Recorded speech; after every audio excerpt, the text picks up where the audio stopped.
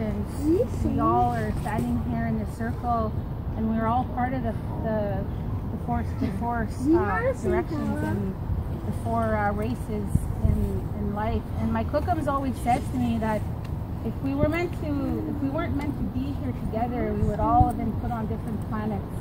And so it's important for us to acknowledge and understand each other's gifts, understand what each other brings to this place. And so we're gonna sing this second song for you, and it's the Cree Honor song.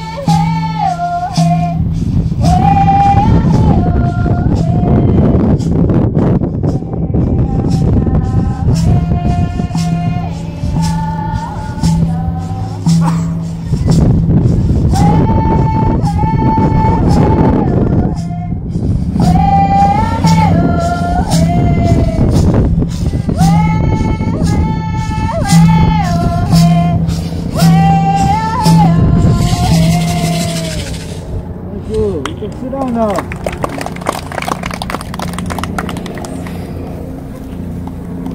Actually, a few months ago when Jim asked me to speak, he asked me to speak as the president of Riverdale Community League, which is where you are right now.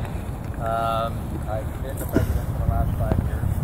The night actually before the provincial election, I became the past president of Riverdale Community League, but just wanted to welcome everyone here, and I think Riverdale, like so many community leagues, plays an important role in bringing people together to talk about what we can collectively do.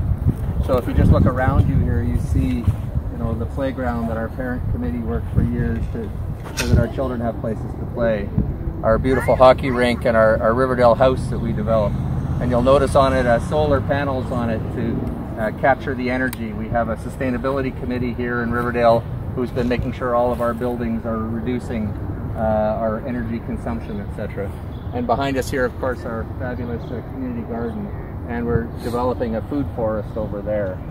You'll also notice on Riverdale House there's 3 murals, one depicting the art from a fellow from Central America, a mural depicting the history, or the last 100 years history of Riverdale, from the time where there used to be a brickyard, literally making bricks here, and where we stand here, a forestry lumber mill. So we've gone through these transformations. But just want to explain a little bit. I don't know if we explained earlier why we have a teepee here. After the Truth and Reconciliation Commission, a number of people came and said we want to, as a community, figure out what we can do to live the spirit of truth and reconciliation in this year of reconciliation. And a couple of people on that committee are actually people who work with the survivors of residential schools, and their funding had been going for years to bring together the healers from around Alberta. Many elders were part of that group, and they had lost all their funding and places to meet.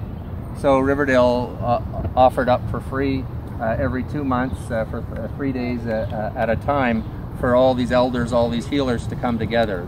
And so when we did that, they were so moved and gave us many gifts, including this gift of the teepee from Paul Lake. So Madeline Smith, who has been part of this conference, I know, and who invited down here, is the chair of our Truth and Reconciliation Committee, and they're doing all kinds of fabulous work, bringing in elders. We did a beautiful pipe ceremony in here when we put up the teepee this year. So to me, that's what community is about. It's about what we can collectively do together.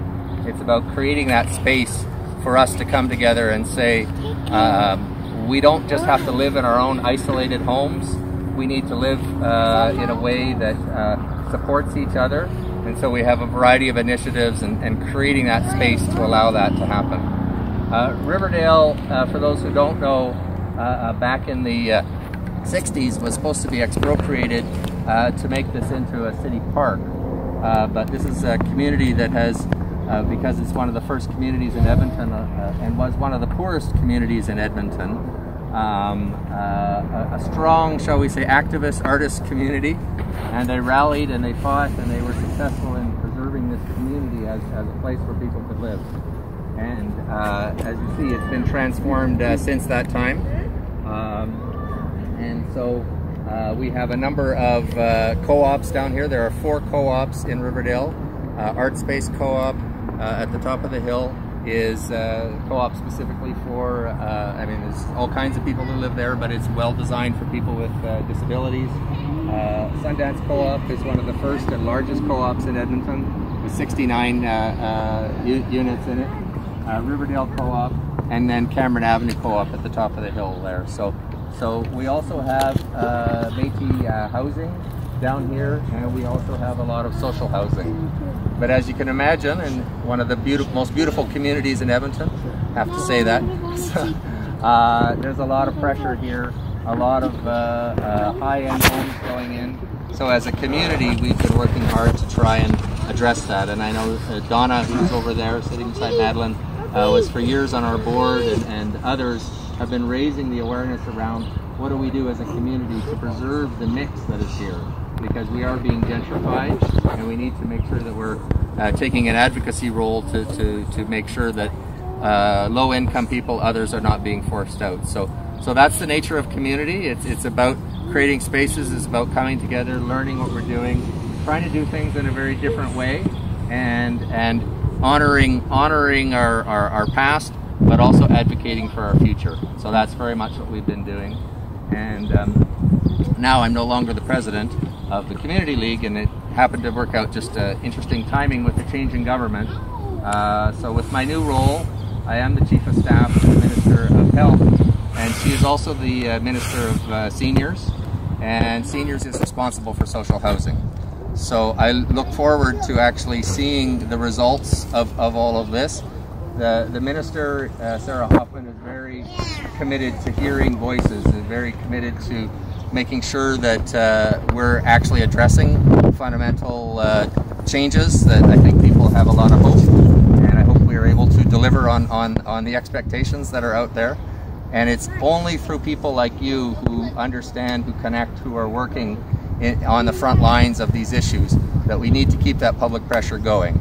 And so with that, I thank you, and thank you for coming to Riverdale and being part of this. So. Thanks, Bill. I'd also like to introduce, we have a guest with us today.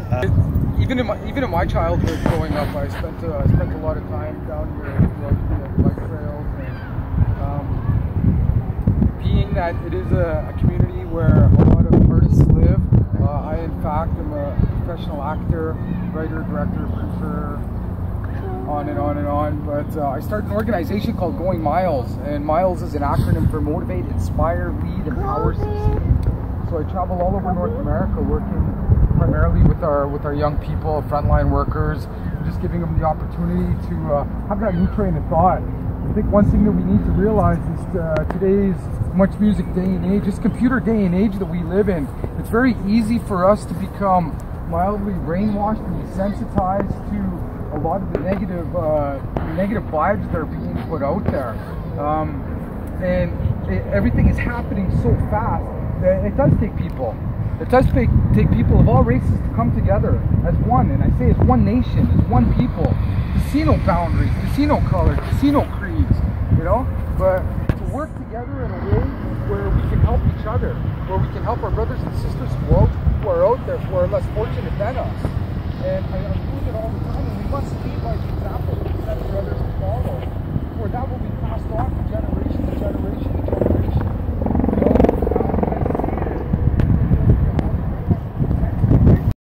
It is. It's easy for us to get caught up in what's going on, but when we take that step back and we assess what's going on, we're able to make those conscious, positive decisions and moving forward. And I say it's the baby steps. The baby steps of putting one little foot in front of the other. We don't have to take big jumps and leaps and bounds and then have to come back and work it all over again. But when we move together slowly and surely, we create a difference for our families, for our friends, for our extended families.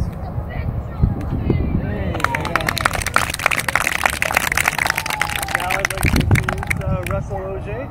He works as the Aboriginal helper for the Spirit of Our Youth Home, and he'll be sharing some ideas and concepts around Aboriginal ideas of hope. Thanks, Russell. 54 years ago, my mother moved to the north. My father got killed by a truck when I was 7. We wanted to bring us back home to our community, which is Common Lake. And when we were going back home, we had no place to go. There was no house. There was no place for us to settle in. So when we got there, the community came in open arms to us. It was my brother and my sister and I and my mother came home. And my mother didn't know who to ask for a place to stay. Before she had a chance to even ask for her to stay, family said, "You come and stay with us right now." They didn't even ask her. They told her, "You're coming to stay with us." So we went to stay, and we had to figure out a way for us to get a home, a house. And all the community pitched find a place for us to stay, and they found this house for us. When I go back home, that house is still standing. That house is still there. And when I go home to see home, I remember that house when my mother brought us into that home the first time, and how it felt for us to feel connected and be wanted and accepted by our community. It was a beautiful feeling for me as a boy. We come to this community here, and we have over 60,000 First Nations people here, and you see a lot of them out there on the streets, and you see a lot of them struggling, trying to find a way to feel good about themselves because they struggle with addictions. We talk about this thing here being our home. This has been our home for thousands of years. This one here.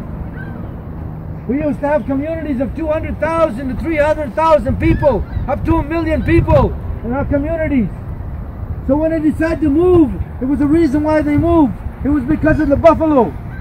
And it was the buffalo that gave us our home, because that's what they made the buffalo, the furs from. That's what that teepee was made from. So when they had to get up and move, 250,000 people, 300,000 people moving, there was a governing system. There was a system that was created for all those people to move together so they could move in one day, get up and go. Nobody can do that today. Can you move that house? No. Can you move all these things that are situated here? No. And there was a reason why those things happened. Because when they were moving, it was for food. But there are other reasons why they moved. It was because as human beings, we have human waste. And what human waste does is create disease. And our people knew that, so they moved. But if you go to other countries in the history of the people, there were plagues that killed people, and it was because of human waste. That's what caused diseases. That's what caused people, for millions of people, to die. Our people knew they had to go to a new environment, a new place, a new land. But they also had to take care of the ones that were moving. And there were old ones and young ones and everybody else. But there were people governed to take care of that. They also sent men ahead to figure out where's the best spot to go to put our people. They were called scouts. And those scouts would go for 3 or 4 days to go find the best spot. And what they would have to find is something like this here, where there was water, where there was good land and everything else. So that was a big part of it. But when you think about that buffalo, it not only became a source of blankets, but it became a big source of everything. What you did today here, with this ceremony, with this sage, we in our way call that medicine. Our people call that medicine. And the reason why we call that medicine, because it takes care of us, and it took care of you spiritually. But if you learn and you hear sometimes it's called buffalo grass, and there's one grass that grows really low in the open lands and prairies like this. And why they call it buffalo grass is this reason, that when the buffalo would eat that sage, when they were traveling, hundreds of thousands of buffaloes moving, they would stop and they would graze and they would do all that sage on the ground.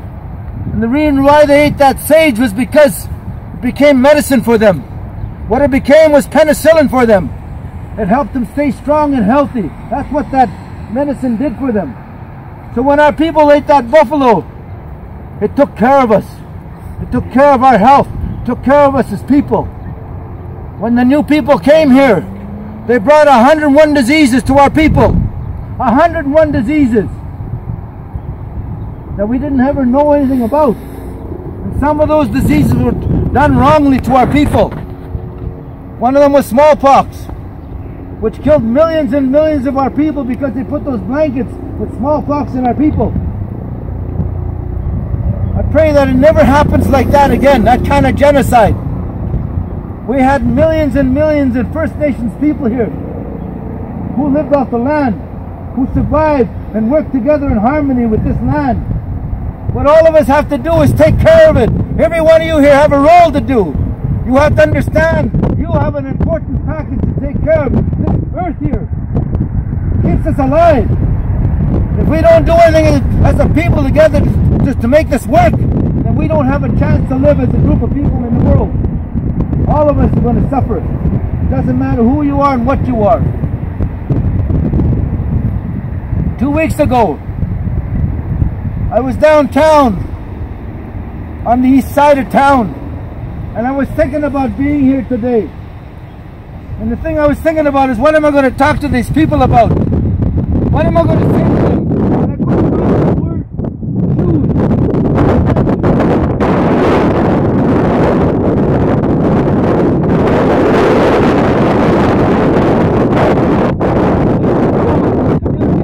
No place to feel good about yourself. We're having a soup in that restaurant there. And across the street there was a man in a wheelchair with both his arms gone, both his legs gone, both his legs gone. And he was asking for money. And he ended up going to the park. I watched him go into the park. And all of a sudden 2 other men came and joined him. And when I finished my soup, I said, I'm going to go talk to those men. I'm going to ask them their story. I'm going to ask them how they got there. But I had, because I want to be a humble human being, I didn't want to go up there and just say, hey, what's your story? I had to do it traditionally. So I went over there and shook their hands and I introduced myself to all 3 of them. And I said, do you guys smoke? They said yes. So I said, wait a minute, I'll be right back. I'm going to go buy a pack of cigarettes for you.